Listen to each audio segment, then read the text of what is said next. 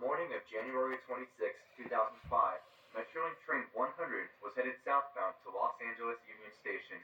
The train consisted of cab car 623 in the lead, two Bombardier coaches, and F-59 PHI 883 on the rear.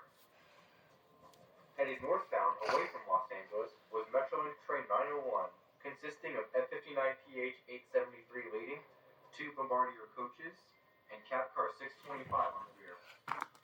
Parked in a siding at Glendale, California, was a Union Pacific freight train, which had two engines, Union Pacific SD70M 4323 and CEFX SD40-2 3173. Train 100 and 901 were due to meet each other in Glendale, California, right where the freight train was. Just before they meet, the engineer of 100 notices something ahead on the tracks, and as he gets closer, he sees a Jeep Cherokee sitting right in front of him. He slams on the emergency brake, but unfortunately, it's too late.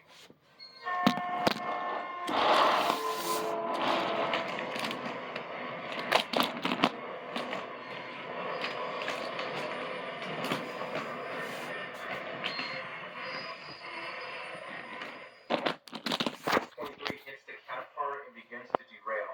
The cab car is tossed to the side and hits the lead engine of the freight train.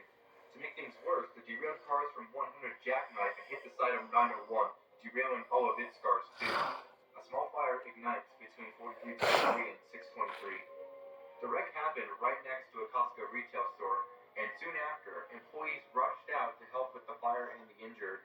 Sadly, 11 people lost their lives. 177 people were injured, making this Metrolink's worst train wreck at the time. A train hitting a car caused such a catastrophe. The NTSB investigated the crash, while Glendale police led a criminal investigation. Their findings determined that the car was placed on the tracks deliberately.